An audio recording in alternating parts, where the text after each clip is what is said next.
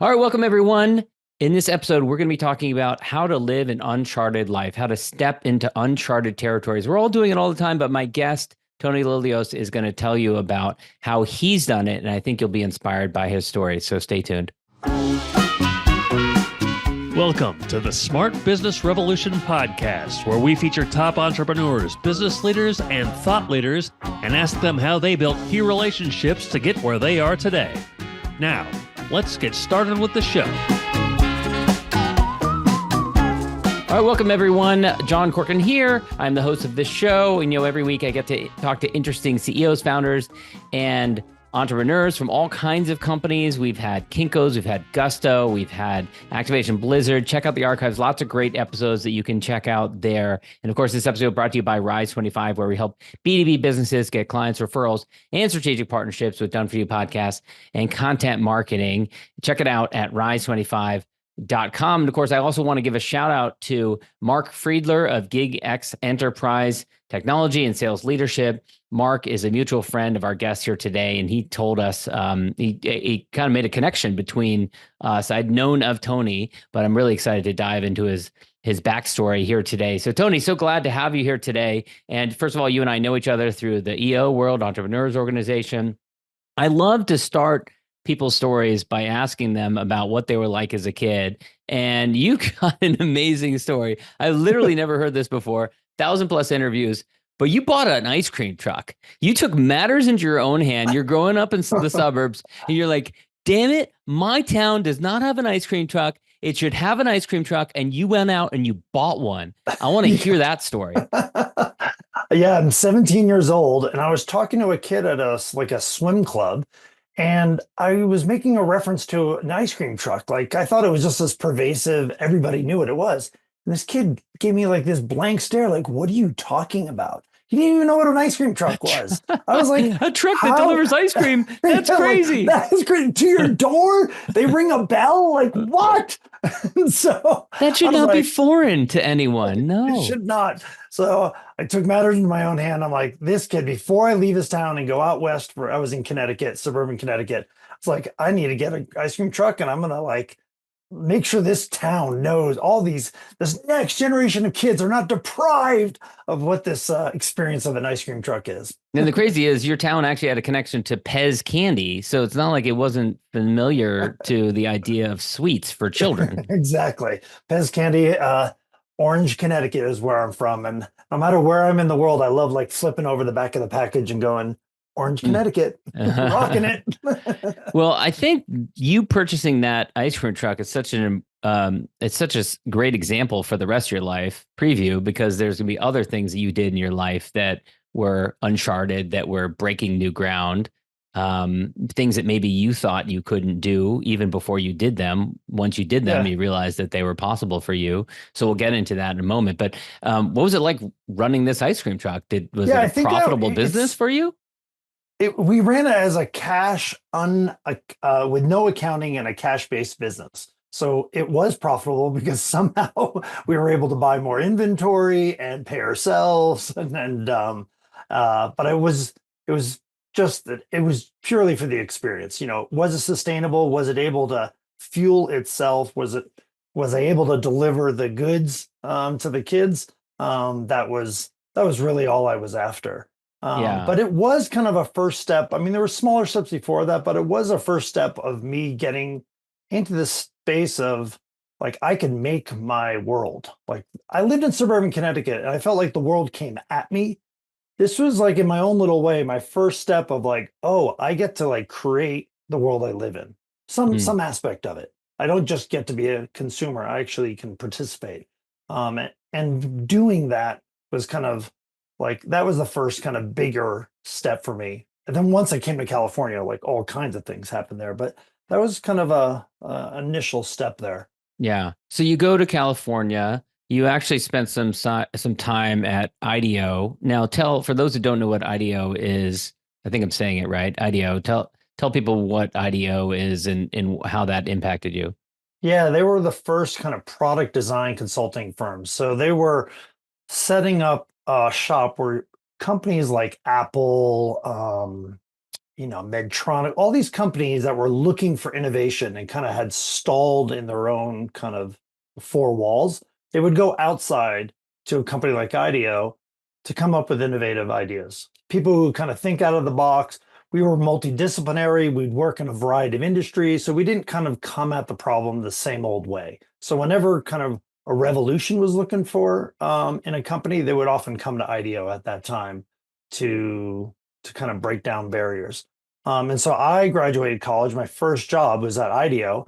And, before I know it, the first thing I'm doing is designing laptops for Apple. I can't believe this little 22-year-old kid is being charged with a fair amount of responsibility. It was shocking to me how small the teams were that actually made the things that were so widely distributed. Now, what era was this? Because the Johnny Ive was kind of before Johnny Ive. Johnny Ive actually okay. joined while I was working with Apple, but not as a leader. So he wasn't the leader then. So this is. What were your impressions of Johnny Ive? I don't have any strong impressions of him. He was kind of in the mix. Uh-huh. All those guys that he was within the ID group, they were definitely they were in a separate building, high security, special. Yeah. They were very looked after. They were like the cows that get the massage, and well, Apple's famously secretive about their designs for a long time. At least when Steve Jobs was there, nothing leaked. After Steve Jobs, I think more things have leaked. And we're recording this actually just recently, just yesterday. Apple had one of its big product releases of their new iPhones. But for many years, nothing would come out, and these massive products would suddenly come out, and no one had heard of it before. So I can talk a lot about it, but one of the things that is not obvious to the public is that we would spend time designing all kinds of products, all the way to tooling. These are finished products. I have some sitting around in storage, finished products, and they never go to market because, and you're like, oh my gosh, we've spent all this time and energy and effort, but the amount of money that is spent in development is like a drop in the bucket compared to actually marketing and releasing and distributing. And so if they get to go time and it's not right, they'll pull the plug often. So this isn't that one project they did that. This is par for the course. I would almost say it was 1 in 3, 1 in 4 projects would get all the way to the end, and then not going, not happening. And what was that like for you? Was that hard to deal with that kind of rejection, working on something for a long time and then having it not actually be released to the public? Yeah, so on my younger self was shocked, jaw on the floor. How could you possibly? Because you believe in this thing. You put all your blood, sweat, and tears. I think on the other side, my kind of budding entrepreneur side realized, oh, it's a bigger picture. It's not just about the product, and Apple isn't just killing it because they just design killer products. They get how to enter a market and make a splash and how to connect dots. And so it was, it was a great business lesson and a very embodied one. It was my gosh, we've spent, 9 months, a year and a half, working on this thing. Yeah.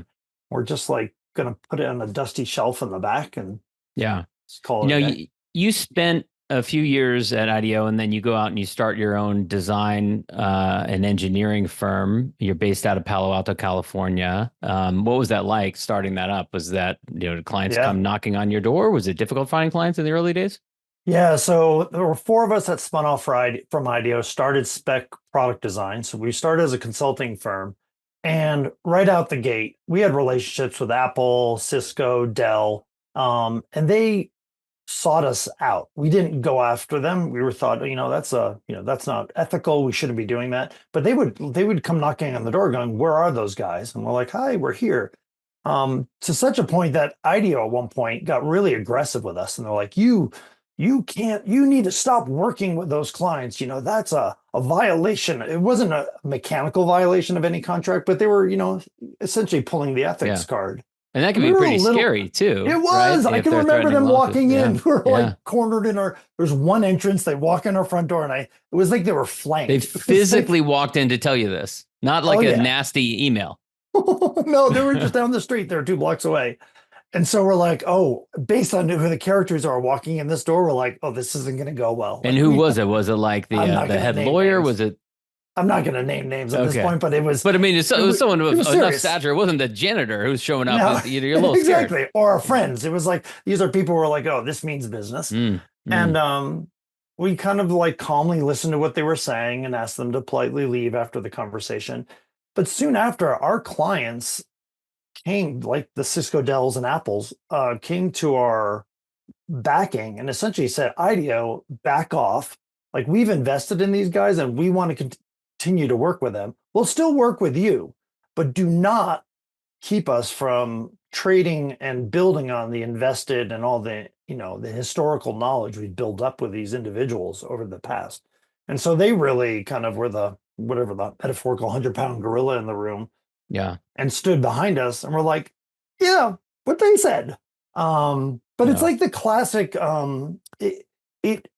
there's so much insecurity when you're starting a business. Like, am I doing anything? Every dollar I make, I'm spending to buy another chair, another computer, paying rent. Like, is this even going to ever make sense? Yeah. That episode was a little bit of like, wow, they bothered. Like, we've got their panties in a bun. Like, that was like, I guess we're up to something. And it's a positive way of looking at it. 100%. So many people. I mean, I was a lawyer practicing law for a firm, and then I went out on my own and I practiced law. And some of those clients came and sought me out, just like you. And that's the kind of the classic way a lot of people start in entrepreneurship, is they spin off and start something related to what they did before. So for me, if the managing partner of my previous firm walked in the door and said, you can't take these clients, it would have been really disturbing. So that must have been a seminal moment for you. And we weren't lawyers, so we really didn't understand, like, empty threat, real threat, empty threat, real threat. Like, are we really in trouble, or is this just like getting slapped on the wrist? Like, we were under-resourced legally at that point. So we didn't really know what we were doing. Now we're going to jump between both the business and the personal here, because you had also recently come out of the closet around the time, I believe, if I'm getting my timing right, that you started this company, and that kind of, in your words, kind of blew up your life a little bit. You had to reorganize your life, and you're starting a business. So can you just kind of reflect on that and how that, that kind of tumultuous time was for you? Yeah, you nailed the timing on the head. So a year into starting the business, and it was somewhat perpetuated by the fact that we had an AOL account, and I was noticing that there are all these chat rooms, member-created chat rooms in AOL.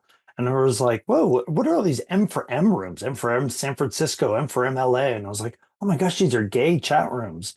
And so I wasn't closeted at that point. I wasn't, I just didn't have any models of what gay looked like to me that felt like I connected dots. It just was like, not me. I was happily in a relationship. And then after obsessively spending way too much time in these chat rooms, realized, oh, there's something here for me. Like, that's not, it's not as I thought it was. And so starting a business is pretty disruptive. You're not making money. All your money is being spent. So you're growing this business and it's feeling good, but we're not putting money in our pocket. And then this is like, oh, whoa, like blowing up a 5-year relationship with my girlfriend that I was going to marry and have kids and have a white picket fence. And, like, wow, that was really disruptive. And then also feeling like I couldn't really be out. This is 96, 97. I didn't feel like the world was ready. It wasn't super accepting, as I find it way more now. It's interesting to say that, because San Francisco, we both have lived in the Bay Area. I live in the Bay Area. I mean, historically has been a refuge for gays and lesbians. Absolutely. And in certain pockets. And so here I am in EO. I joined EO, I think, in 97. And, I didn't see any gay people around me. And so it wasn't as accepting as you say it might be. There wasn't representation. Conspicuously, at least. Mm-hmm. And so I felt very alone, and so I was very closeted in the EO community for a long time, because we barely even had women there. It was just, that's like, even though there's diversity, it was just like this world that I kind of really was thriving in EO. It didn't feel like a really kind of welcoming, diverse place. And a bit of a good old boys club kind of thing. Absolutely. And just from, Environment. I mean, just, the kind of locker room comments that are being thrown around. Yeah. And you're like, ooh, that one almost hit me. I'll just back off. Like, Right. I'll Right. just step back here, Right. And no real harm meant by those, but, just noticing this feels frothy. And so it was a turbulent time without a doubt, the hardest time for me I've ever been through. Yeah. Where I viscerally, I've been through things that are hard, but I could just, my gut was physically, my body was just really not feeling well for about a year or two, and And, all of that. and when you say that, it was hard because you were not living who you weren't presenting to the world who you were on the inside. Is that what you mean? No, that sounds like a nice picture talking about it in reverse. The experience of it is it feels like, I don't know, I just have the trash compactor in Star Wars. It's just like walls are closed. It feels messy, uncontrolled. I have no idea what I'm doing. I don't know where I'm going. I have no maps. And there's a weird Um, snake thing from down there's a below that's snake thing coming that's up. gonna Yeah. friggin' bite me. That's so freaky. Yeah, I'm just like, I don't know what I'm doing, Uh-huh. And so you're just you're lost is like an understatement. It's just because in some ways, you're killing it. In some ways, business Mhm. was taking off, and Mhm. my life is really together. But in other ways, you're like, what am I doing here? Yeah. What is going on? Yeah. And Yeah. also coming out and not being closeted. I think closeted and coming out is one experience. Not realizing you're gay, and then suddenly you turn around and it's like, boom. That's I'm not 16 years old. I'm 27. Yeah. That's a very different experience. I'm not alone in that experience, and we It don't have happened the to a good ways. friend of ours, a neighbor who Yeah. was in a long-term marriage, and it's a little difficult for me to understand. Maybe you can help unpack that. Like how is it you can be 27 years old? In our case of our neighbor, she was early 40s. Yeah. I mean, how do you think that was? Was it part of your upbringing? Was there a part of your psyche that you kind of suppressed it, or both? Suppressed it, or also didn't wasn't able to connect it to get to make meaning out of it. And Mm, so this is where, when I was young, gay was like Liberace and Elton John. And yeah. so we didn't have Pete Buttigieg, or I mean, it's just it's crazy in my mind. We Yeah. have a gay candidate for president like Yeah. that. You're Yeah. like, yeah, whatever. But when Yeah. you're inside of this and you're kind of lagging a little bit of remembering what it was like in the 90s and the 80s, Right. um, it's it's it, it's not that I was repressing it. I maybe in subconsciously some ways repressing it, but there were no models. I went to gay weddings. My girlfriend worked in the hotel hospitality industry. I went to gay weddings with her, and nothing about that was like, oh, these are my people, because they Hmm. were just not quite my people. Hmm. Hmm. And it's just the diversity of the gay community it wasn't readily kind of apparent to me, Yeah. and I Yeah. just didn't see my place. So it's kind of a double whammy. It's like, one, do I see myself in this community, and then am I attracted to that? And it's weird that you're like, come on, attraction is kind of fundamental. And I can unwind memories to go, oh, I now see that attraction to that person or that teacher or whatever, like, oh, that's what that was. But life's frothy. Yeah. There's a lot of moving balls when you're that age. Yeah. I didn't stay still long enough to go like, oh, let me pull that thread. It Right. was Right. sort of a sideways glance. I'm going to bounce back to business here. So spec design eventually evolves, I believe, and Yeah. becomes spec products. It eventually becomes a business that is creating, cases and things like that for iPhones and laptops. How did that evolution happen? Yeah, so when we spun off from Ideo, we were like, their business model was pretty long in the tooth of kind of like lawyers. What we're going to do is just we're going to keep cranking our billing rates, get bigger and bigger, have Consultancy. Yeah. Yeah. consultancy. Let's just have Yeah. a consultancy. And we're like, really? That's the best you got? You're going to rent time? Like, It's the worst. I Yeah. was like, this Yeah. is all you got. You guys, Yeah. we're I like, hated it. we think we can do better. And so we started a design consultancy, and we immediately called it the dark side. It was completely a means to an end. And we literally would refer to it as the dark side time and again, as like, because it was too easy. It was like, ooh, insta money, like it was Hmm. kind of like, ooh, get your fix. But we invested in starting other businesses. So from out of spec product design, we started 4 other businesses. One business is Spec Products, which is the case company. So there was 2 companies named Spec at the same time. There still are. And so what happened with us is we were doing work for like companies like Dell and a lot of laptop stuff, Dell and Apple. And we realized that they were putting a lot of effort into designing, making sure the core product was coming out on time, was killing it, was beautiful, was awesome.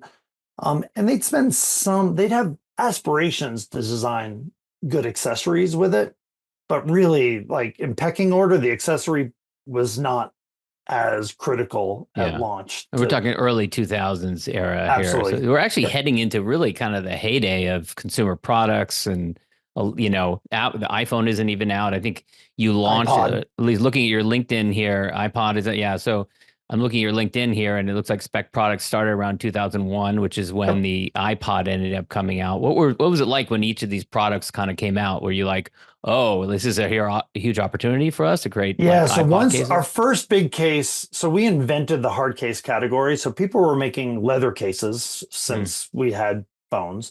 But phones were free or cheap at first. yeah. Then they started getting more expensive when we got these rubberized cases, these kind of elastomeric cases.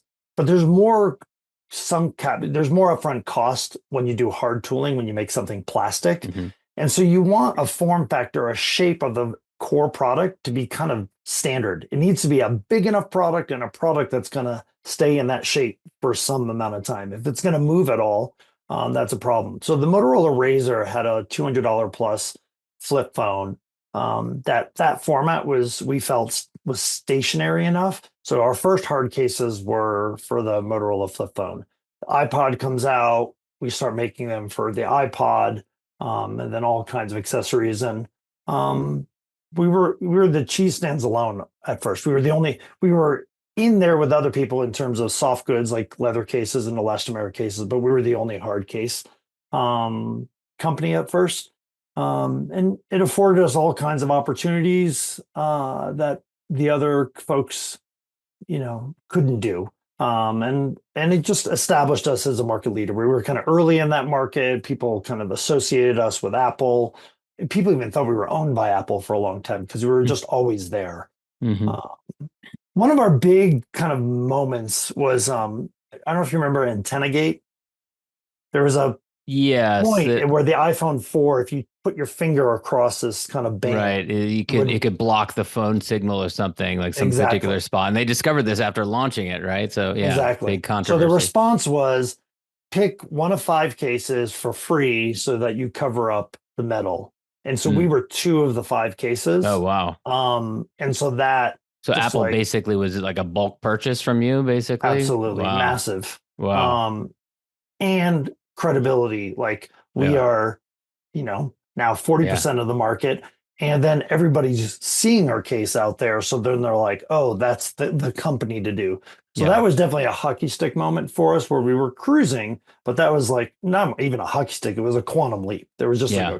a chunk, like, oh, we're playing it now at a different level. Now there can be a flip side to that coin, which is, your eggs are all in one basket with one company and they could own you or they can force you to drive down your margins. Did you ever experience that during this period? N- n- yes, but we had other distribution channels. So Apple, once they allowed the phone to be sold by AT&T and then other carriers, Mm. those guys were way less sophisticated on how to sell accessories. And so there was a huge hole for us to step into. So we would get better margins. We could work with AT&T. They had way more stores Mm. than Apple, Mm. and we could work with them in terms of merchandising and pricing and scripts and training salespeople. And so at first AT&T and then all the carriers really became like our primo market. Yeah. We eventually pulled out of Apple Store. So even though that core product was super important to us, being in the Apple Store, the margins started to not make sense Mm. anymore. And our brand was strong enough that no one was missing us by not Yeah. being in the store. I want to ask you about the company itself. You had another competitor that was kind of like the big competitor out there, but they were a little bit more kind of on the straight and narrow, kind of basic, boring products. And one of the things you did with Spec is embracing more, not just more colorful products, but also as a company, embracing a more colorful team and allowing people to kind of be themselves. And it is a really interesting demonstration of a company that both kind of walks the walk and talks the talk, and kind of who they are to the world is who you were internally, or at least that was the goal. So talk a little bit about that, the intention behind that. Yeah. So it's easier to tell a story backwards that this is what we intended to do. Um, it was kind of just in our DNA. We were a very diverse crowd. We were very colorful, and we really, one of my core values is bring out the color, and we just did that inside and then out with our products. So it wasn't necessarily an overly calculated move in the beginning. It was somewhat like just, well, our brand was kind of who we are. It just kind of like, you bleed it, you sweat it. It is. And then realizing like, oh, in a marketplace, that's how we get perceived, where I still meet people to this day that are like, oh, you started Spec, and they just have this warm kind of like, God, I love every phone I've ever had a Spec case on it. And they say it in this like loving, like Mm. kind of meaningful way. Not Mm. like, I'm not saying it's like over the moon, but it's definitely Mhm. not like, oh yeah, I know that company. Like, oh Yeah. yeah, Belkin. I've had a Belkin, blah, blah, Yeah. blah. It means something to people, and it meant something to us. And so And that how did kind of, that do with the kind of like establishing a company culture and attracting people to work for you? yeah, we really got people were comfortable fully being themselves. So it was a place that people came alive. So it wasn't like they had to shrink themselves down to show up in a box at work to do the thing that they were asked to do. They actually kind of stepped in, and people were kind of alive and thriving within the company. And it became an attractive place to work. It's like, gosh, you could feel the energy. I mean, you just walk Hmm. in the room and it's just physically the energy of the individuals. It just was like a blooming, blossoming garden. It was Yeah. just like, wow, what is going on in here? You'd feel it in the first interview. And so that just kind of attracted more of that. So much so that when we went through our first significant layoff, it was somewhere like 15-20%. There was kind of a pullback, and we laid off people.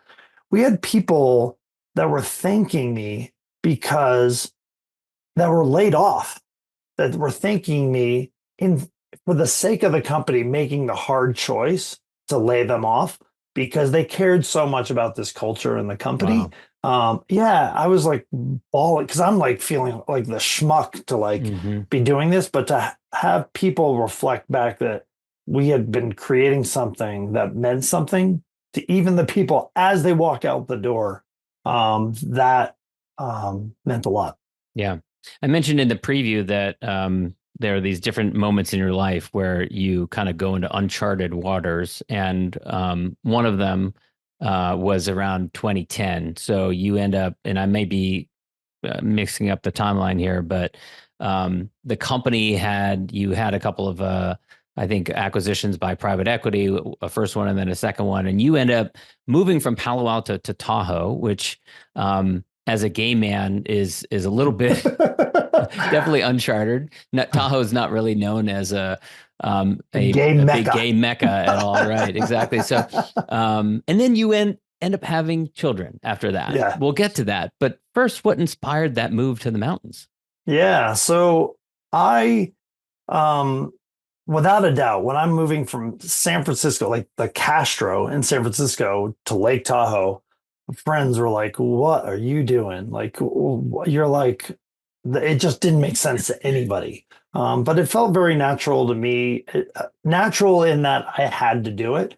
It was two steps. One, I was training to do a big expedition to go to Bhutan. So we were doing an unprecedented crossing of the country. And I wasn't naturally or historically someone who was like doing this kind of stuff. So I moved to Tahoe. Part of the move was I wanted a year with woods in my backyard that I could train on the regular with ease so that I would show up at this expedition as a leader for other people with some kind of competence and fitness. The other side of it was I knew I wanted to start a family, and there were so many shiny things, people and activities in San Francisco. I could just get busy dating and doing. I mean, it's it's an awesome city. There's like tons of things to do. Restaurants, there's activities. Yeah. It's like my calendar can get packed super easily. So I actually I chose to remove myself from that to kind of leave space to actually work on the bigger thing of starting a family. Didn't fully have that figured out of what that was going to look like, but I knew it was important to me and I needed to kind of like take it down a notch. Space on the calendar, space in my life, space in my house. I lived in a 1-bedroom house. Like that wasn't going to happen. Like I looked into adopting at first, and they're like, every kid you adopt needs their own bedroom. I was like, I barely have a bedroom, so this isn't going to work. So that all kind of started this kind of, movement towards Tahoe, which opened up so much for me. And this actually became a film, Crossing Bhutan. But what inspired that? Why did you decide you wanted to be a part of that, and why Bhutan? The expedition leader, woman Terry Schneider, she'd been a coach. She's a good friend. She literally called me one day and was like, "How'd you like to lead an expedition across Bhutan?" I'm like, when Terry calls and asks you a question like that, you kind of have to say yes. I mean, there's no, and then you figure out how to do it. And so I'd been wanting to go to Bhutan for a while. There was a lot there that I've been curious about, but didn't quite understand. And I've been waiting to go there in a meaningful way. And this felt like a super meaningful way. Yeah. As we started to unpack it, started working with the government to make this super special thing happen, then it became, we need to make a film for this. Like, there's no way we can selfishly just have this experience and not kind of document to some degree there. And we were also chartered with elevating and really starting a culture of sport in Bhutan, which is brand new. And so just recently having the Bhutanese marathon runner kind of run in the Olympics was an emotional moment. She had run the Bhutan International Marathon that we had started a couple times. It just, that was part of it was, let's go do this, go deep in the country, and then figure out as athletes, how can we bring that, kind of elevate a country that doesn't really have a sporting culture. So I guess in a sense, after doing that, coming back to Tahoe and then saying, as a gay man, without a partner, I'm going to go adopt a child doesn't seem as crazy, does it? Yeah, totally. And then I even further went, I'm not going to adopt. I wanted to take matters into my own hands. So I ended up going down the surrogacy route. And it felt super crazy. Just like a fast forward, a little quick anecdote is like, I showed Richard Branson he'd never mountain biked before, and he was in Tahoe. So I took him mountain biking about a year and a half ago. And in the early part of the ride, I told him I started a family of my own, I'm a single gay man, blah, blah, blah, blah, blah. Hours later, we're at lunch, and he turns to me and goes, "Did you say you had kids on your own?" He was still like grinding on this, like simmering. Simmering, like, Jesus, you're crazy. Like, gives him this big high five, but it did feel like there was so much of my life that I felt like I had kind of stepped through and stepped into things that were like, oh my gosh, I can't, but I'm doing it. So I guess I can. And one of those is this subtle thing you just kind of glossed over, which was meeting like probably the world's most famous entrepreneur. So how did you even connect? You just kind of dropped, I met Richard Branson, but how did that come about? There are lots of like it's really like an embarrassment of riches of situations like that. A friend of mine is through EO is an events coordinator and was organizing an event where he was speaking here in Reno and asked me for some suggestions of things he might do. And one of them was mountain biking. And one of the things I offered was mountain biking. And I have a friend who's a 4 or 5 time national champion. And so I was like, she should go take Yeah. him mountain Yeah. biking. Turns out she was busy. She had pre-commitments. He chose mountain biking. And I was like, I think I'm good enough. Like the guy, and it's interesting because it's kind of in line with his values. The guy does not look for premium everything. He knows what's enough and develops from there. So like his staff or business models, or he's not kind of optimizing constantly. He's sorting for culture and kind of building from there, Yeah. which I now know. And so in hindsight, I didn't know this at the time, but I was like a You're perfect thinking fit. it needs to be perfect. It needs to be the best Totally. bike ever. It needs to be the best route ever. Yeah. Exactly. Yeah. Stressing about all that Yeah. stuff.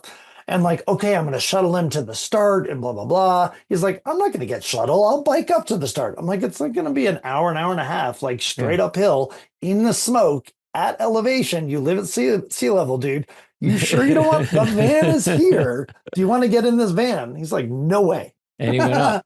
Wow. Yeah, he's still, yeah, he's Wow. like, I mean, came here to ride. What do you think? Amazing. Amazing. So yeah, but it's not like it is amazing, and it's led to like I went to Bhutan with him last year. I'm going to Dubai Wow. with him in a small group Wow. in a couple months, and so it's unlocked these things. But it's kind of how they kind of build on each other. So it's not like this anecdotal thing that just came out of nowhere. It's because I've been living a life of stepping into this uncharted kind of territory constantly. So it's um it becomes kind of a practice. Like I don't and it's not that it's easy. It's just that like, oh, there's tension. I have self-doubt or negative self-talk or all this stuff. And then what do I do with that? How Yeah. do I then say yes or what do I like? Oh, I'm going to Bhutan to lead an expedition. Well, I might actually need to train for a year. So it's not just like, woohoo, let's go do this. It's like it gets followed up by like action that leads to like more likelihood of success. Yeah. By the way, But super similar to Richard Branson himself, because he's kind of the same way. He's just like absolutely, tackle stuff that, previously never thought was possible. And totally. he's done And it fails a time and shit time again. ton. Fails Yeah. a shit ton. And Yeah, he not does just for sure. and Yeah. also the thing that we connect on is he doesn't just do that professionally, but personally, he is still pushing physical boundaries. That's part of what Yeah. this trip is every year is a small group of us, like 20, 25 of us, do a physical challenge somewhere on the planet. And I mean, it's pushing people. One guy Mm. ended up in the hospital last year, almost died. Like Wow. his son was airlifted off of the top of a mountain because he almost was dying a couple years ago at one of these. And so he's not, he gets that pushing yourself physically and pushing yourself socially and pushing yourself business wise. It's like it's part of Yeah. the Yeah. milieu is I haven't been to his island, but I've interviewed a number of people that have been there, and they've said that oftentimes he is as engaged as everyone when people are meeting on the island, brings smart people in. He's taking notes, he's asking questions, he's directing different team members to follow up on different ideas. So really amazing to see. super I think curious. he's Super mid curious. 70s by now or something, Yeah, early 70s, something. 74, Yeah, 74, still going. Yeah. Love the energy. Yeah. Let's talk about I believe it was your daughter was your oldest. Yep. Okay, and you end up having another one after that. But I know there was a moment, I think it was when your daughter got to about age 1 where you look back and you said, "Oh my God, I'm doing this. I've made it. I can actually I have the Yeah. ability to do this." So talk a little bit about that. Totally. And I think we all have that when we step through, into uncharted territory. There's that moment where you're like, oh, I'm actually an Ironman now. I've actually done 13 of them. Like I do this thing. And so yeah, it was on our first birthday. It was a friend of mine, actually my ex-girlfriend, the one that I broke up with when I came out. she sent me a text or something like that, happy birthday, and you're doing it. And yeah, sometimes you get so kind of occupied with just like one foot in front of the other, like just doing Mm-hmm. the things, and you kind of stop to it's helpful to stop and look back and go, wow, where have I come? Where have I arrived in the space am I, and where am I going? Like, it's just taking stock. It's like going on a bike ride, riding up Mount Tam from San Francisco. Like, you get to Mount Tam, you look back and you're like, I started over there. Yeah. Like, Yeah. never, if you told me I had to do that, I'd be like, no way. But Yeah. somehow you just do the things, and then you're like, oh my gosh, I'm doing it.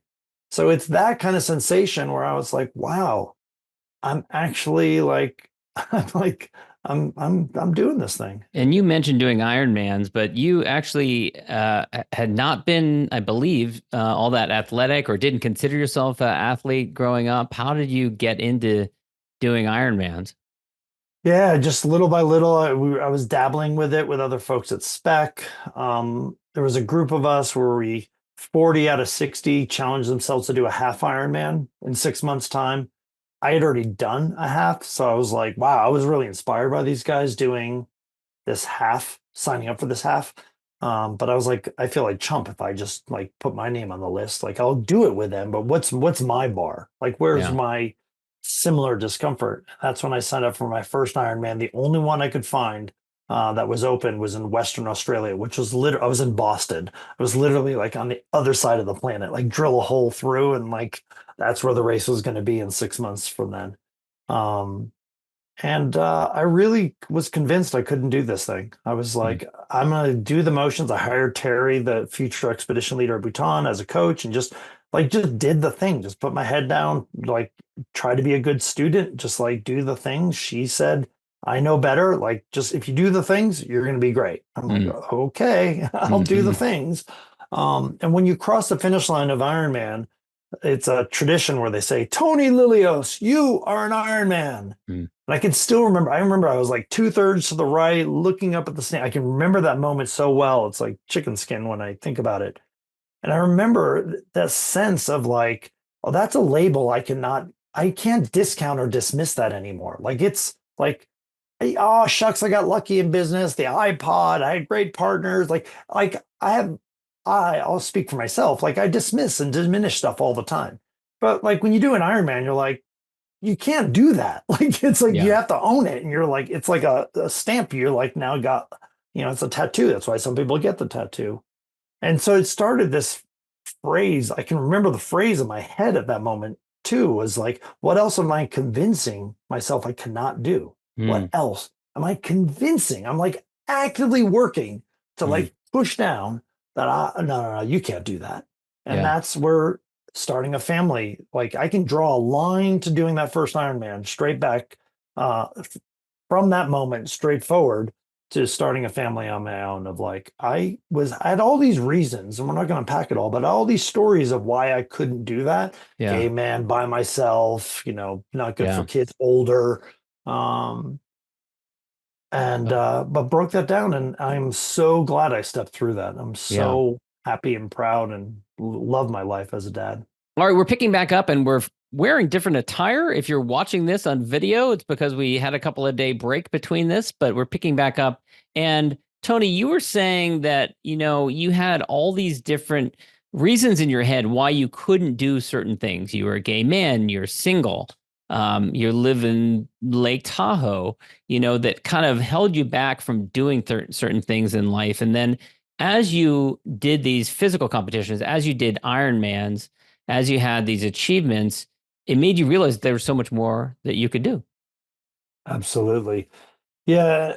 And when I crossed that first Ironman finish line, there was this announcement, Tony, you are an Ironman. Yeah. And there was a moment there where I just felt like that is a label now that I was convinced 6 months ago that that would never happen. Here I am, this guy that's living and being this thing now that I wasn't. And so that did start to crumble and start to erode all that narrative in my head about what stories am I telling myself that I can't do? And I continued to march forward and do things in the physical domain to kind of break down things. I qualified for Boston 4 months Boston, after that point. Boston Marathon. Marathon. Uh-huh. Yeah, by Which is 9 seconds. famously one of the most competitive race marathons to qualify for. Yeah. I mean, and I was like, I'm not a runner. Like, oh, but maybe I am a runner. Like that was I had such a hard baked story about I am not a runner. Mm-hmm.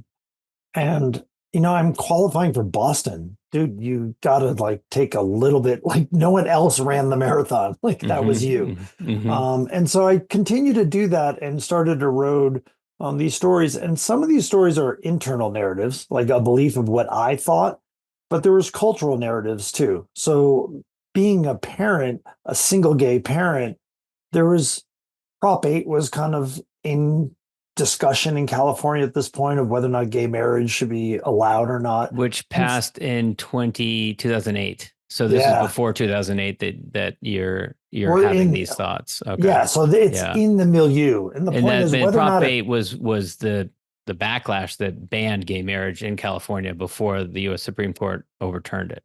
exactly. Yeah. And so the timing exactly when it is allowed or not allowed is actually not as relevant for me. The point is it's a conversation. Right. There was a significant population. There was forces at play saying you shouldn't be married and you shouldn't have kids. And I mean, it passed on the same night that Barack Obama was elected in 2008. And it was, I remember because I live here in San Francisco Bay Area, how devastating it was for the LGBTQ community that passed at the time. Yeah, absolutely. And so you can get righteous about it and go, that's wrong. And, I don't believe it and it should be XYZ. But the way I live is like, if there are voices saying it's not a lot of voices, a choir of voices saying you shouldn't be doing this, part of me wonders like, well, maybe they're right. Maybe some part of that is right. And so it's breaking down those stories of why are they singing that so loudly and why are they so like aggressive about it? Like really, it's like you don't get gay married. Like why is my marriage or my parenthood matter so much to you? Like it's a little like, geez, like okay, I poked the bear. Right. And so it was breaking that down was part of the process of being able to step into parenthood by myself as a gay parent. And one of the things you did was you were the only person to swim across and back Crater Lake 11 miles without any assistance. And there weren't any boats allowed in the lake. So you had to do it without any kind of support. Yeah. So unassisted swimming is a term that's used in general. Most swims are unassisted.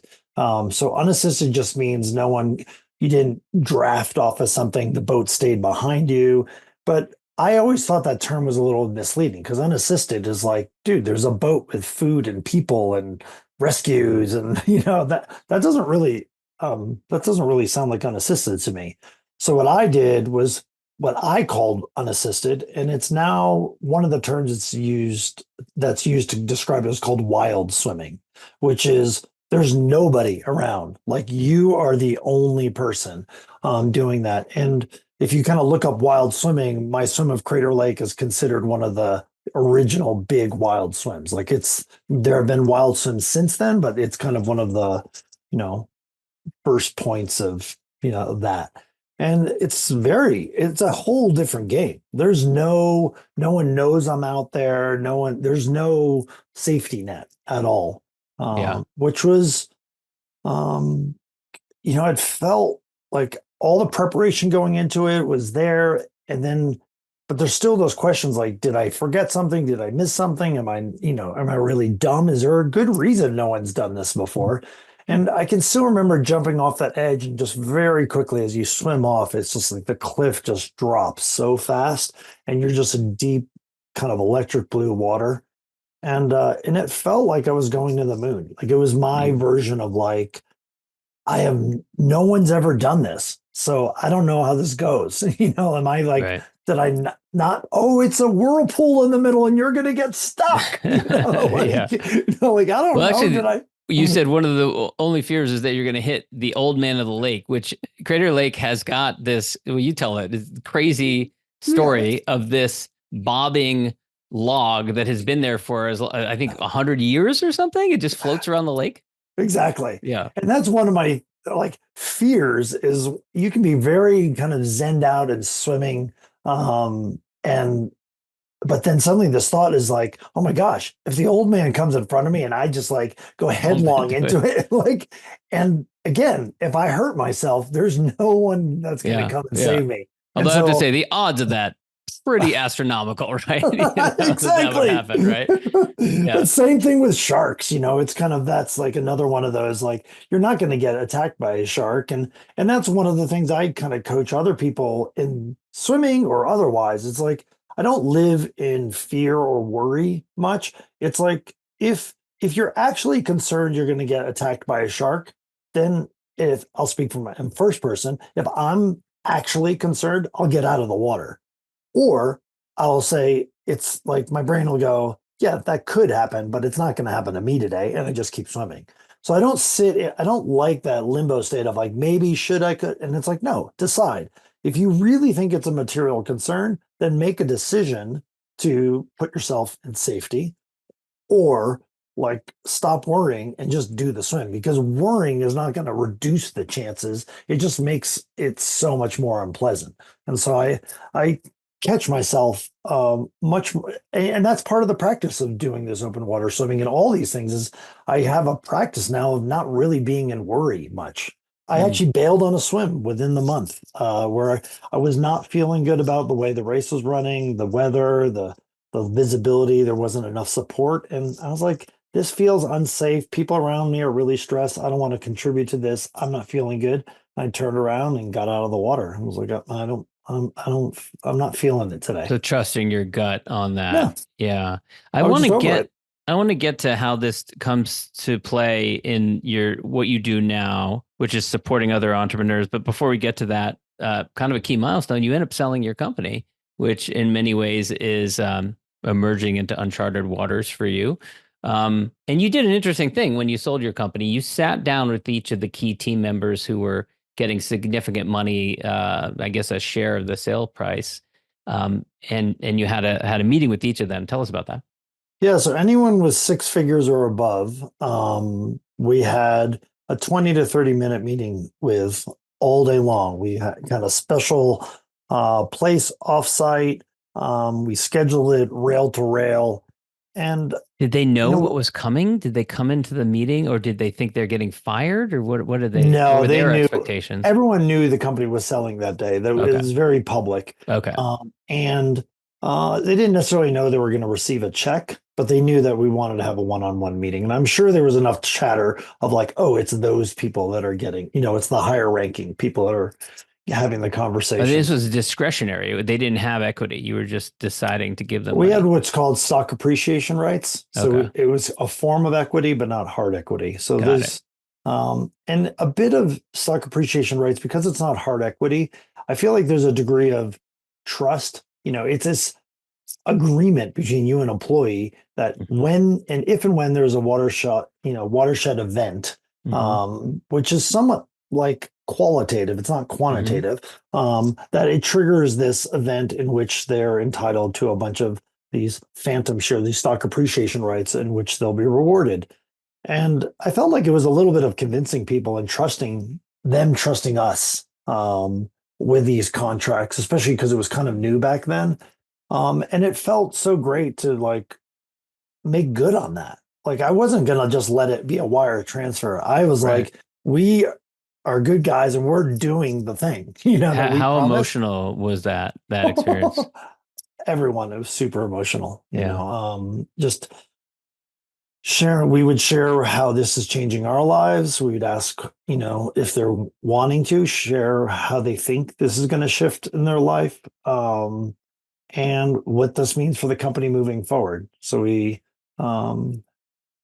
and it was just like back to back and the variety, some people are like childless and young and this means XYZ, like, oh, I'm going to publish books and I'm going to, put a down payment where other people are like, oh, I'm paying for college or I can take care of my parents or like, oh my gosh, it became, uh, yeah, just like a cornucopia of things that people were gonna use Mm, it for, which was really, it was so meaningful because we're like, this is meaningful money, people. This isn't just like a bonus. This was yeah. like game changer money.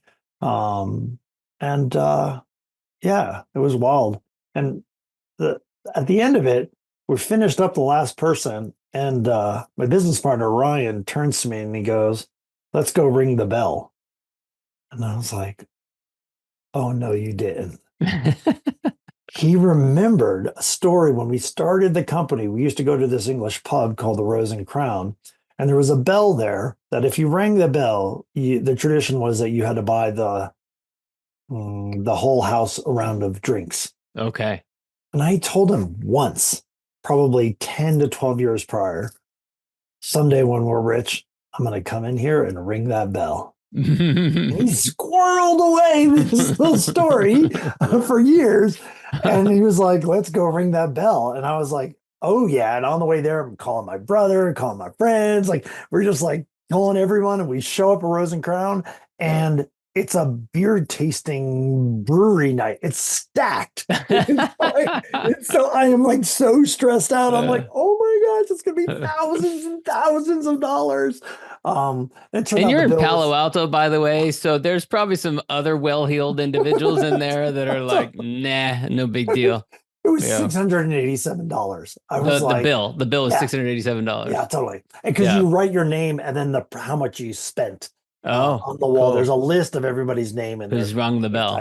Yeah, I just assumed it was going to be thousands and Right. thousands, and I was like, Somewhere in there is Zuckerberg, like yeah, $17,000 for the something like that. yeah, That's cool. So now you have moved on from that and become a business coach, if that's absolutely. the term that you like to use. Yeah, leadership coaching is what I use now. How did you decide Yeah. that that was the next chapter for you?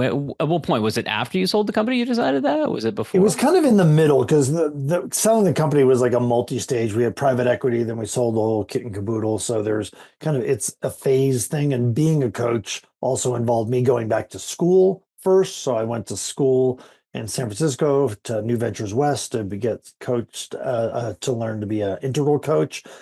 What happened was I was a client of a company called Stagen out of Dallas about 11, 12 years ago, 11 years ago.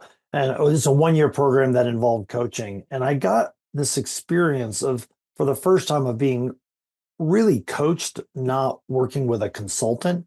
So for me, consultants like have an experience, have a knowledge base or skill that they're doing or they're teaching you how to do. So it's very kind of Hmm. like tactical, whereas coaching is much more qualitative. And, I like to say coaches, the answers lie with a client and a coach. A coach is helping kind of bring out solutions but that are coming from a client.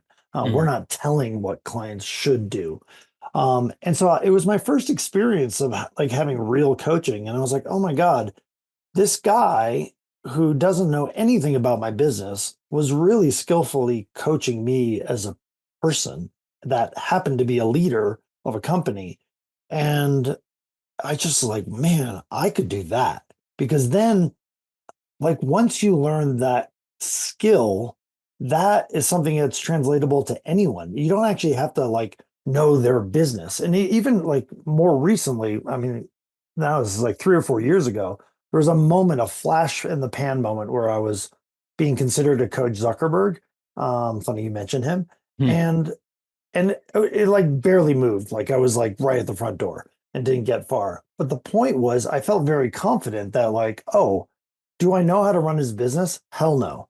Do I have something of value as a coach that I could bring to the table to have him grow? 100%. Like And the funny thing is, he's there's no, actually gotten into more like physical competition and things in recent years. absolutely. So this was right before that. So Oops, sorry, I hit the wrong button there. Go ahead, keep going. right before that all happened, a friend of mine is a friend of his, and he was considering doing his first Ironman. So I was kind of through my friend talking to him about kind of what that looked like to kind of step into that domain. And it sounded like it was too big of a thing for him to step into. Mm. But then, yeah, after that didn't happen, that's when the jujitsu stuff started happening. And I don't know if that was coach driven or personally driven or brand driven. Like, I'm not sure where that all came from, but I was happy to see that. I was like, this guy could use to step into some power and have an embodied experience of what that looks like. Yeah. And so, yeah, I was glad to see him do that. And has that been a critical component of your coaching, is working with leaders that also want to embrace that physical side or run Ironmans or Yeah, marathons? it doesn't always have to happen, but I usually like to include some aspect of it depends on the client. So it's not like, oh, all clients run 10Ks or Ironmans. It's Yeah. usually more specific. Like I have a client right now doing Krav Maga, which is kind of a form, and specifically that form of martial art. There's a reason I didn't take jujitsu or Aikido and so with clients, I like them to have embodied experiences, like a physical experience of something that they're working on, because just like I was saying before, like how you practice in these other domains rolls into all the other domains. So it's helpful. Like one of the analogies I use is like, if you're doing a dumbbell curl and I do it right here on my desk, or I do it in my car, or I do it at a gym, like my bicep is like, thank you. Like you're doing the bicep curl. It doesn't really matter where you do it, your bicep is developing. Mm. And so these skills of learning to step into power or how to down regulate or whatever the thing that you're working on, practicing at home with your kids, with your family, with your coworkers, with your boss, like it doesn't matter. Like you're in the practice, and so practicing can happen in a lot of domains. And in fact, it's easier for sometimes people to practice in domains that don't have as high stakes, like not with their boss or not in a public forum. So I'm like, of course, let's practice over here. But then as they get more skillful and used to it and have an embodied experience, it kind of almost naturally spills over into areas that are kind of higher stakes and people are kind of afraid to. But once they get some confidence and some kind of skillfulness with a new way of showing up in the world, they're more likely to show up that way. Yeah. Tony, this has been great. I'd love to wrap up with my last question, which is my gratitude question. I'm a big fan of giving people the space to acknowledge anyone, especially peers or contemporaries or mentors, especially mentors who are still in your life, and just kind of thank them for being a part of your life, giving them a shout out. So who would you want to acknowledge? Yeah. Chip Conley has been this character in my life throughout my life. When I first joined EO, he was a speaker. He wrote his first book, Rebel Rules. He was a speaker at EOSF. Um, and there was something about him that I really kind of magnetically connected with. I read his book, was really into him, and didn't see him again for maybe 10 or 15 years. When I started to do the expedition across Bhutan, I reached out to him through friends. He was so willing to talk to me. He had done a TED talk on Bhutan. I wanted to connect with him and learn more. He gave me time. He gave me connections, CEO of Patagonia for sponsorship and ideas. He was so generous, like out the gate, and I didn't know me from Adam. And it was so, yeah, you could feel just this generosity in him that was just, I didn't feel like I earned it. And it made me feel like, oh, I was onto something. Like here I wasn't really sure, are we doing this thing? And his kind of support early on, really unknowing to him, really kind of was a backstop and allowed me to kind of step into more physical domain, doing the film, kind of being a coach. And and then our friendship evolved from that point on. We started doing more and more stuff together. I'll be down in Santa Fe, his new campus. He's got a group called the Modern Elder Academy. He's built a new campus in Santa Fe. I'll be down there for his birthday, for his 65th birthday, Hmm. in a couple weeks. And it's just has felt very privileged to be in his inner circle, both as a friend, as a business mind, and just like we kind of wrestle really well together. And he's like definitely not a peer. Like he's not just 10 years older. He's just like wiser, way beyond 10 years and much more experience. And I love that he, I wouldn't, I don't know if he knows that I would consider him a mentor, but he absolutely has been a mentor at a distance for me for many years now. Awesome. Tony, thank you so much for your time. Where can people go to learn more about you and connect with you and reach out? Yeah, Lillios.com is where kind of all the stuff feeds out from, and that's being updated as we speak. So LILLIOS.com, and that's where you can find out all about me. Excellent, Tony. Thanks so much. Thanks, John. Thanks for listening to the Smart Business Revolution podcast. We'll see you again next time, and be sure to click subscribe to get future episodes.